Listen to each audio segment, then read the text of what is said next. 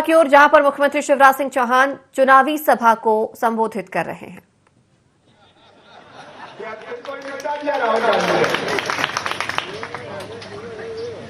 चन्नी साहब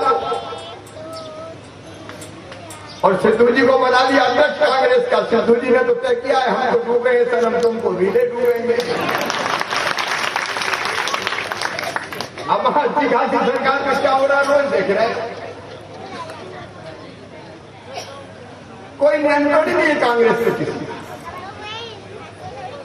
छत्तीसगढ़ में देखो तो सिंहदेव साहब और भूपेश में हो गए बघेल 50-50 खेल रहे हैं। राजस्थान में भी वही हो रहा है और मध्य प्रदेश में तो कमलनाथ जी है। देखो मुख्यमंत्री हो वो कमलनाथ, प्रदेश अध्यक्ष कांग्रेस का कौन बोले कमलनाथ, नेता प्रतिपक्ष कौन बनेगा तो बोले कमलनाथ, स्टार प्रचारक कौन तो बोले कमलनाथ, मुख्यमंत्री कमलनाथ, नेता प्रतिपक्ष कमलनाथ, अध्यक्ष कमलनाथ, स्टार प्रचारक कमलनाथ, युवाओं का नेता नकुलनाथ, बाकी कांग्रेसी सब बना रहा। वरुण यादव बेचारे क्या करें। ये कांग्रेस है जिन्हें स्वर्गीय सुभाष यादव जी को भी मुख्यमंत्री नहीं बन गया, भैया को तो सांसद ही नहीं बने। ये पार्टी भला नहीं कर सकती कांग्रेस। और आज मैं निवेदन करने आया मेरे किसान भाइयों, ये भारतीय जनता पार्टी की सरकार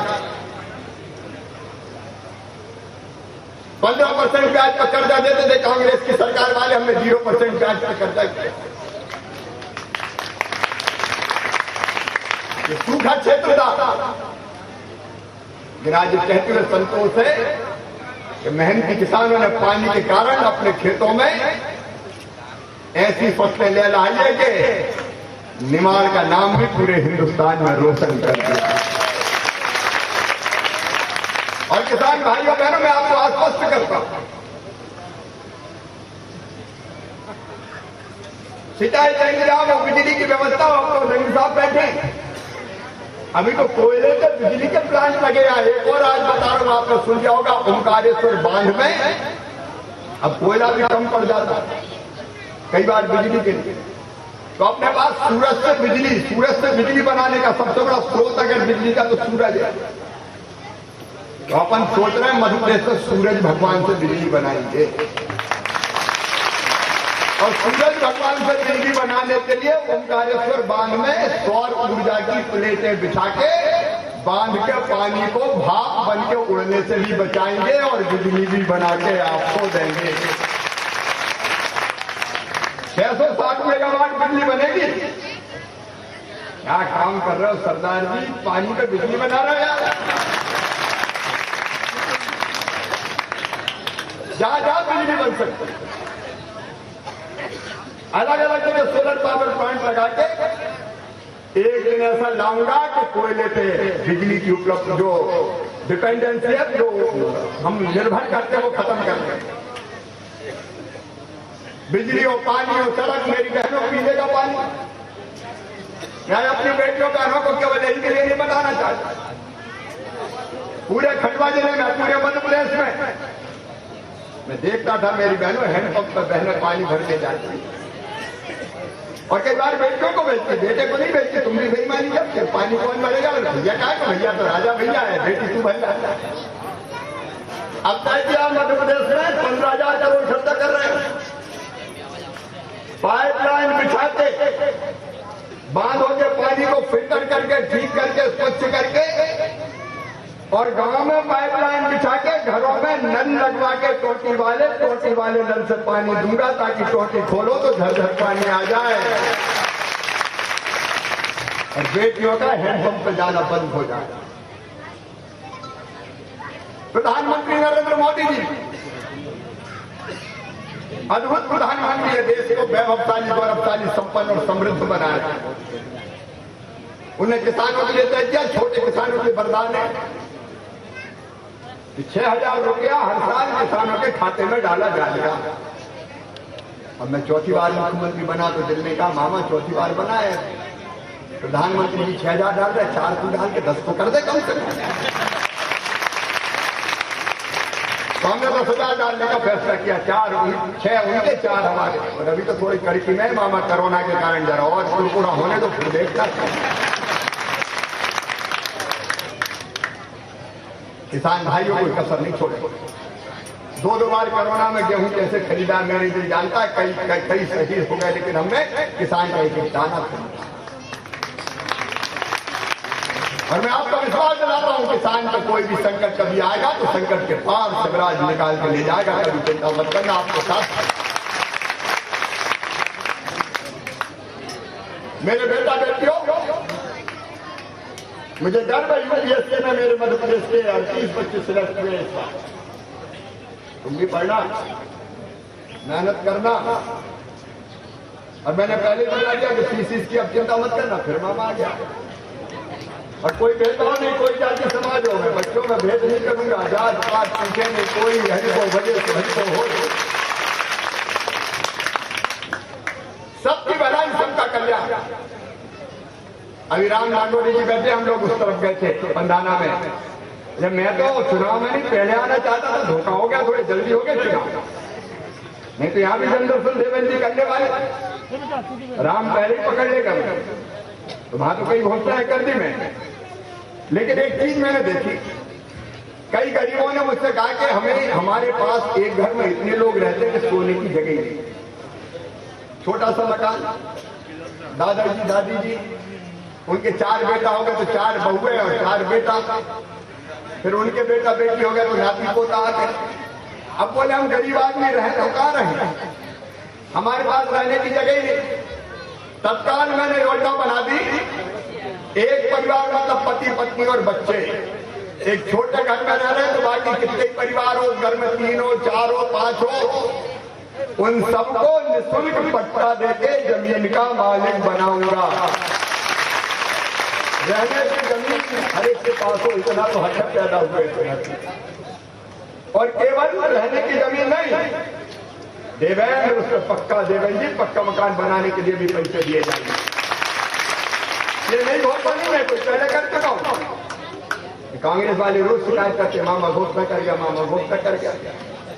और तुम्हारे जैसे निकम्मा थोड़ी बैठा रहूंगा, आऊंगा तो कुछ ना कुछ तो करेंगे, इसलिए मुख्यमंत्री थोड़ी कुछ करेंगे, हम तो करने ही मुख्यमंत्री बने। और इनके आवास प्लस का भी जिनका सर्वे हुआ है, तो एक बात सच है आपकी, गरीब भाई बहन खड़े हो जाते हैं, आवास नहीं मिला, पीएम आवास 2011 की सूची में ना मिले तो सबका नया सर्वे करवा दिया है, आवास प्लस सर्वे हो गया कि नहीं। और सुनो मेरे गरीब बहनों और भाइयों, ये भारतीय जनता पार्टी की सरकार है, आवास प्लस का सर्वे करवा के तुम्हारे भी पक्के मकान बनवाए जाएंगे। हम बड़े भवन नहीं बनाएंगे, छोटे मकान, लेकिन रहने का हक तो सबको है। रोटी कपड़ा मकान, पढ़ाई लिखाई दवाई का इंतजाम, ये बुनियादी जरूरत। और जब प्रधानमंत्री जी को धन्यवाद, देखो हमने तय कि मुख्यमंत्री अन्नपूर्णा योजना, जितने गरीब है मध्य प्रदेश की धरती पर सबको 1 रुपया किलो गेहूं चावल और नमक देना शुरू किया। प्रधानमंत्री जी ने और बड़ा फैसला किया, उन्होंने कहा नवंबर तक सबको फ्री में ही दूंगा, एक सदस्य को 5 किलो।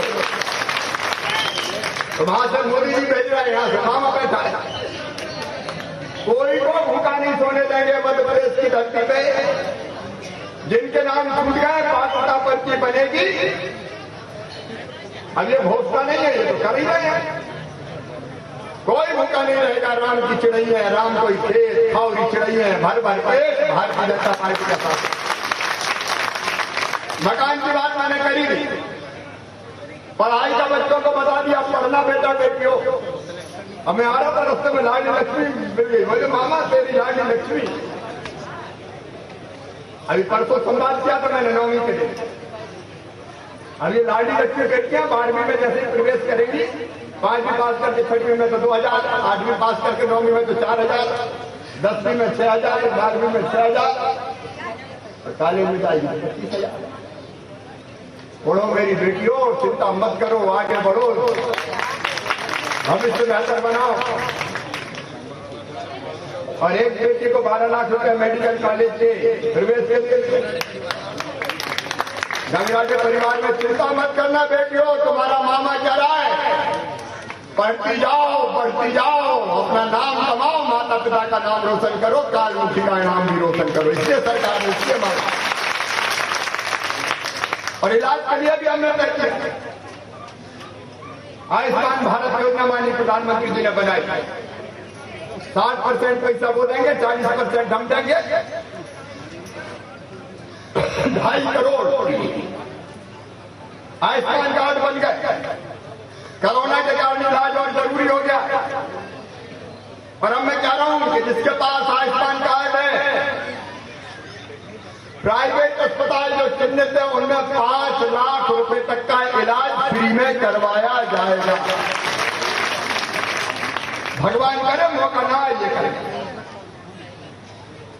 संकट आ जाए तो बिना इलाज के नहीं रहने देंगे मेरी बहनों और भाइयों। तुम्हारे लिए तो सरकार है। जिंदगी के जितने दर्द होते हैं वो दर्द हम लेना चाहते हैं। आपके जीवन में कष्टों को दूर करना चाहते हैं।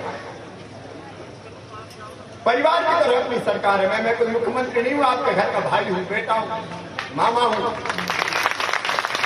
तो बहुत बड़ी सरकार चला। बड़ा परिवार अपना 7.5 साढ़े 8 करोड़ का मध्य प्रदेश इसके जनता के सुख और दुख की चिंता करेगा। और इसे एक एक करके योजना बनती है। आज की मेरी बागी में कई सभाएं, बाय रोड और 7 बजे चुनाव प्रचार खत्म होता। मैं आया तो घोषणा नहीं कर सकता, लेकिन अनुमति है। बहुत दिनों बाद आया, 15 साल बाद। और देवेंद्र जी के उपचुनाव में आया था। अच्छा तब विरोधी थी। अब भी आया तो ऐसे टाइम आया, लेकिन मांग तो बताई देता हूँ कौन कौन सी करी आपने। 132 के भी क्या भी किया था, 55 किया था। अब जो अभी आपने मांगा है आदर्श सामुदायिक भवन, पुलिस चौकी, भैया हायर सेकेंडरी का भवन, प्राथमिक बालकशाला कालमुखी का, ये तो पद्मश्री पंडित राम नारायण उपाध्याय जी का गांव है। मैं उनको भी प्रणाम करता हूं। उनके नाम पे करने की बात की है। लोकतंत्र सेनानी स्मारक, इलाज के लिए प्राथमिक स्वास्थ्य केंद्र, अरे वो तो होनी चाहिए।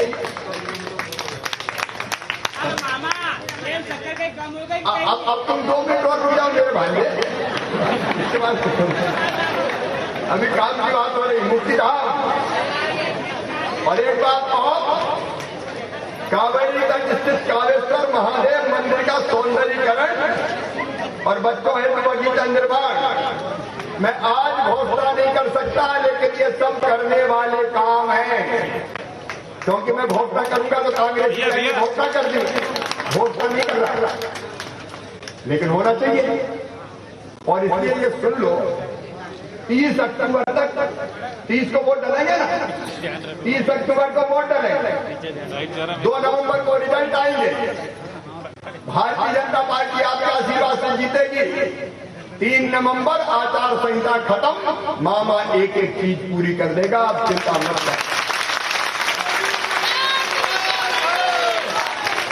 अब 15 साल में आया हूं तो थोड़ा ब्याज सही देना पड़ेगा। कहेंगे यार थोड़ी कड़कियां, लेकिन धीरे धीरे दूर हो रही है। मेरे कालमुखी के बहनों और भाइयों, मैं आप सबको प्रणाम करता हूं और एक ही अपील करता हूं आपसे और आसपास के बहनों और भाइयों से, इस चुनाव में आपका भरपूर स्नेह और प्यार जैसा नंदू भैया को दिया। ज्ञानेश्वर पाटिल भी नंदू भैया के निकट सहयोगी है। उनकी छत्र छाया में ही ज्ञानेश्वर पाटिल ने काम किया है। भारतीय जनता पार्टी के समर्पित कार्यकर्ता है।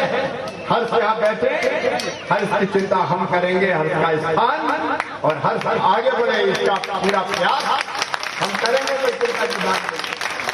लेकिन आज ज्ञानेश्वर पाटिल भारतीय जनता पार्टी के उम्मीदवार है। आपका प्यार और आशीर्वाद भारतीय जनता पार्टी के समर्पित कार्यकर्ता और नंदू भैया की तरह की छाया में काम करने वाले ज्ञानेश्वर पाटिल को मिले, ये मेरा निवेदन है। कमल के फूल खिले वो अपने भी हित में है, प्रदेश के भी हित में है, और ये आप सबसे प्रार्थना है कमल के फूल की बटन दबाइए, भारतीय जनता पार्टी को जिताइए, ज्ञानेश्वर पाटिल को अपना सांसद बनाइए और विकास की जवाबदारी शिवराज मामा और मोदी जी को सौंप जाइए। बोले तैयार है साहब? बोल के बताएं तैयार है साहब? और जोर से तैयार है साहब? मेरी बहनें भी तैयार है? तो हम संकल्प लेंगे कि कमल के फूल का बटन दबेगा और ज्ञानेश्वर भाजपा जी को जिताएंगे। ये संकल्प लेने के लिए खड़े होकर इस संकल्प हो जाए, जिता लेंगे तो अकेला मामन का कुछ नहीं, आप सब लगो, दोनों हाथ ऊपर उठा के, दोनों मुट्ठी बांध के और भारत माता की जय बोल के भारतीय जनता पार्टी को जिताने का संकल्प लेंगे। बोलिए भारत माता की, भारत माता